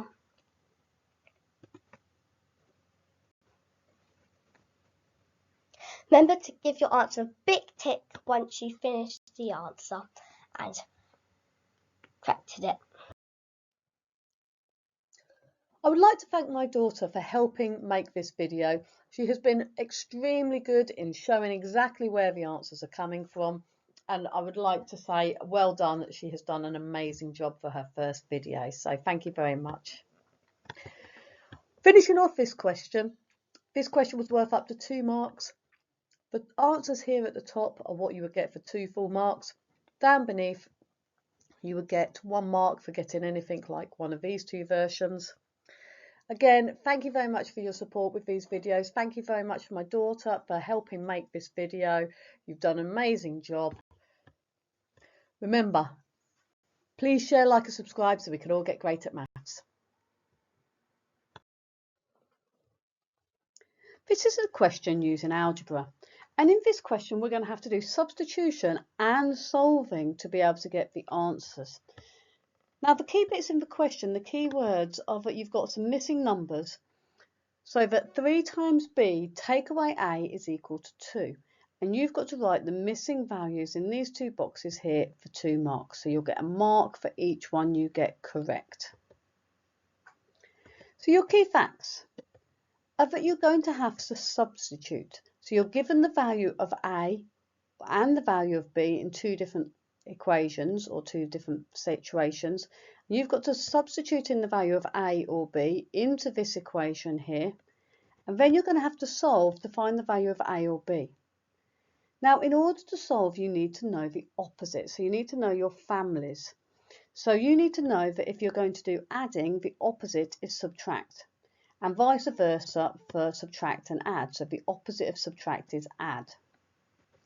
The opposite of multiply is divide, and the opposite of divide is multiply. Now, the reason we need to know these facts here is to help us balance the equation. So you need to do the same to both sides of the equation in order to keep the equation balanced and able to solve to find the missing values of a and b. So press pause, see if you can work out the answer, and then press play when you're ready to hear the answer because you've worked out your answer. Fantastic. So welcome back, and hopefully you've managed to come up with 2 answers. We're going to start off with the top line, and we're told that b is equal to 2. So that means in this equation here, where you see the letter b, you're going to write the number 2. So instead of writing b, we're going to put a 2. So it says 3 times b, but we're not going to write b, we're going to write 3 times 2. Take away a is equal to 2. We're now going to work out this value here. 3 times 2, we know is 6. So 6 take away a equals 2. And if you write this down, it will help you work out the answer. Now, I'm going to show you 2 different methods of how to solve to find a from here. The easiest method is to think 6 take away some number is 2. What do I take from 6 to get 2? You've got to think about what that answer there is. The alternative method to do it, which is the way to do it when you become better at algebra and you become a better mathematician, is to do the same to both sides. So to get rid of this negative a, we're going to add a to both sides. So the a is going to move to the right hand side. And to get rid of this plus 2 here, we're going to do a take away 2 from both sides. So I'm going to take 2 from both sides and add a. So 6 take away 2 is 4. And a comes to the other side, leaving me with a equals 4. I think most children at this age will probably think 6 take away a number is 2. 6 take away 4 is 2, so a is 4. That's probably the way most children will think about doing it. But as you go on to do more advanced maths, the better way to do it is take 2 from both sides and add a to both sides to get this answer. Remember, write your answer in this box here once you've got yourself an answer. The next one here, we're told that a is 13. So we're going to substitute 13 into this expression. So we've got 3 times b, take away the 13 is going to equal 2. So I've just replaced an a with the 13. Now we're going to do the opposite. So over here it says the opposite to subtract is add. So to get rid of this take away 13, I'm going to add 13 to both sides, and I need to do the same to both sides to keep the equation balanced. Otherwise it will be lopsided. So negative 13 plus 13 is 0, so the left hand side just stays as 3 times b. 2 plus 13 is 15. So I've got 3 times b equals 15. Now I need to get rid of this times by 3. And the opposite to multiply is divide. So to get rid of this times by 3, I'm going to divide by 3. And again, I've got to do the same to both sides. So I'm going to divide both sides by 3. By dividing the left-hand side by 3, I'm just left with b. 15 divided by 3 is 5. So your answer in here is 5. Okay, if you got this correct, give yourself a big tick. It was a very tricky question. You've done really well if you've managed to get those answers because it was tricky. So great work, well done. The mark scheme on this question shows the answer is 4 and 5, as you can see in the box here, 4 and 5 for up to 2m. So 1 mark is for getting 1 box correct, and the second mark is for the second one correct. So each number here will give you 1 mark. If you found this video useful, please share, like and subscribe so we can all get great at maths. Remember to tell your friends. This is a question on translation, and you're told that you've got 3 translations on a coordinate grid, and you have got to tick the translations that are 4 units to the left. Okay, so that is 4 units to the left. That's the key bit of information here. From 0,2 to 4,2, 6,8 to 2,8, and from -3 to 5, or to -7,5. And this will give you 1 mark in the exam. Now, the word translation basically moves 1 point or 1 coordinate to another by moving up and down or left and right. And in this case, we're only looking at moving left. So you need to look at these initial coordinates and think, if I move it 4 to the left, do I end up with these answers here on the right? If so, give it a tick, and if not, you don't need to tick it. Now, I would recommend drawing a diagram if you're really struggling on visualizing what is going on. And I'm going to show you how it works by visualizing. Some people will be able to look at that and just know the answers and just be able to work it out in their head. Other people will need the diagram to help them. The next key bit of information here is that you need to know which direction left is. So you need to know by looking at a mark on your hand, or just by putting your fingers up and you can see the L on your left hand to know that is your left hand. Whatever helps you remember which is your left hand and which is your right hand, you need to know the difference between left and right. So left will go to this side here, going towards the question number 26, which is your left. So this is left going this direction here. So have a go at thinking about the answer. Press pause, work out which one of these statements is correct, and then press play when you're ready to hear the answer. Fantastic. Now the question does say tick the translations. So you're likely to be ticking more than 1 translation. So just think about that. You're likely to have to tick 2 of these answers, not necessarily 1. So we're going to start off by drawing a grid out. So here is my axis, my x-axis and my y-axis. And we're going to start by plotting the coordinate 0, 2. Remember, we go 0 crossing the x-axis. So we start at the point 0, 0. I don't go anywhere in the x-axis and I go up 2. And then I'm going to put a cross at this point here, 0, 2. The next coordinate is 4, 2. So I'm going to come across 1, 2, 3, 4 and up 1, 2. And this is my next coordinate. And we've got to tick whether it is a translation of 4 units to the left. So I started off with this one here and I went 1, 2, 3, 4 across. It has translated by 4 units in the x-axis, but we started at this point here and moved right 4 spaces. We didn't move left 4 spaces. So the first one we leave blank. It wasn't the first one. The next coordinate is the coordinate 6, 8. So I start at 0, 0 again. I go along the corridor, which is 6, up the stairs, which takes me to 8. This is my second coordinate. My next one is 2, 8. So I go across 2 and I come up 8, which is my second coordinate. If I start on the first coordinate and go 1, 2, 3, 4 to the left, I end up with the second coordinate here, 2, 8. So it has been translated by 4 units for this one here. So give yourself a big tick if you got that one correct. The next one is from -3, 5. So we start at 0, 0 again and we go -3 in the x-axis and then we go up 5. Takes me to this coordinate here. And the next one goes across -7 and up 5 again. So I started off here and I've gone 1, 2, 3, 4 to the left. I've ended up with that new one. So this one is also correct. So give yourself a tick in this box here. You should have ticked the bottom 2 boxes. These are both 4 trans units to the left. A unit basically means 1 square. So don't be put off by this word unit. It just means 4 squares to the left.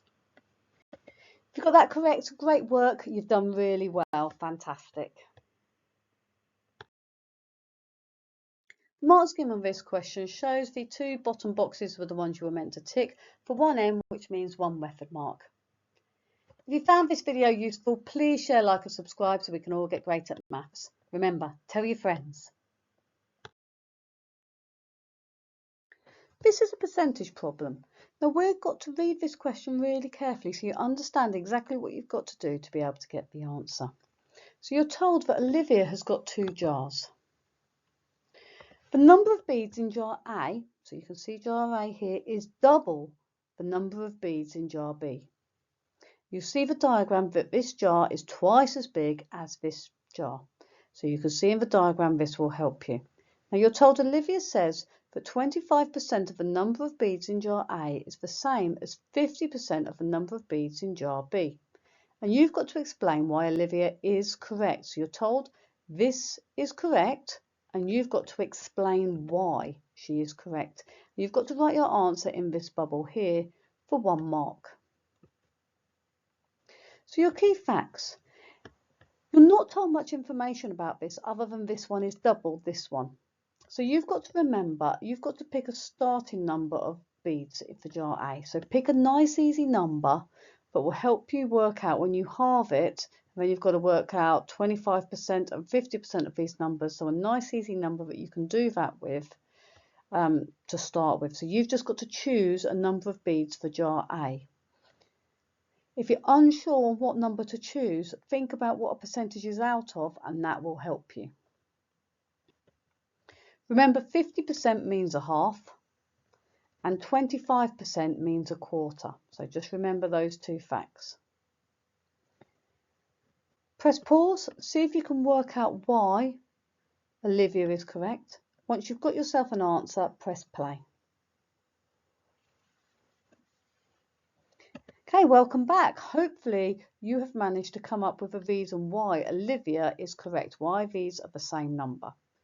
So the easiest number to pick for jar A is 100. You could have picked a different number, you could have picked a bigger number or a smaller number. You will still end up with the same result regardless of what number you pick to start with. We're just going to start off with 100 in jar A. And it says 25% of the number of beads in jar A.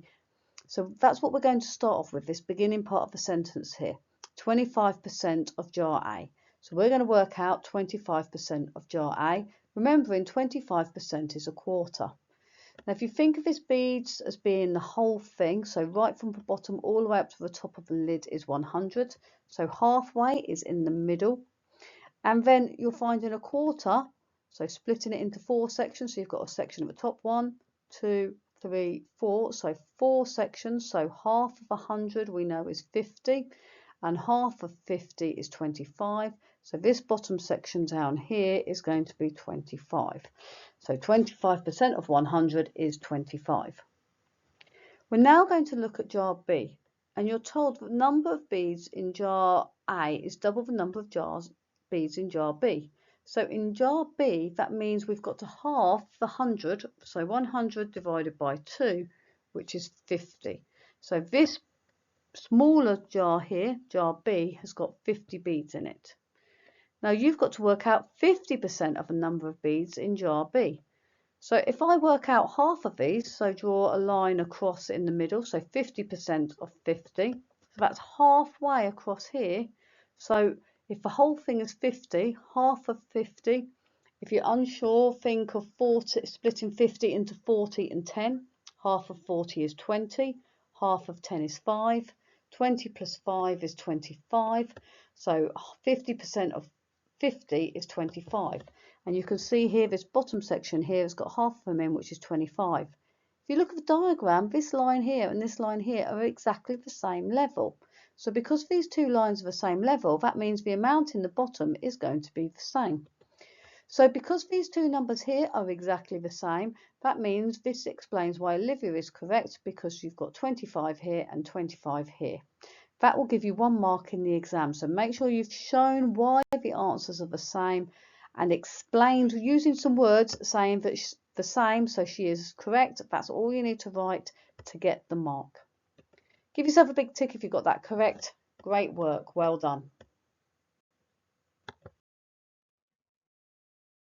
The mark scheme on this question gives a variety of different reasons as to why the answer could be correct.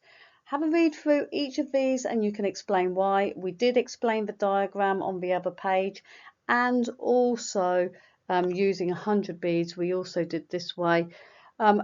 Alternative methods here are also accepted for 1M, which means 1 method mark. It does say on the right hand side, do not accept any of these reasons. You can't just say because jar B is half the amount of jar A, it doesn't work, or explaining 25 plus 25 equals 50. That doesn't mean it's necessarily correct. So these are things that won't be accepted, but the ones on the left will be. If you found this video useful, please share, like and subscribe so we can all get great at maths. Remember, tell your friends. If you've enjoyed this video, please don't forget to share, like and subscribe. Please follow Get Great at Maths on TikTok, Instagram, Facebook and X. What do you want to see next on Get Great at Maths? Please comment below. See you next time.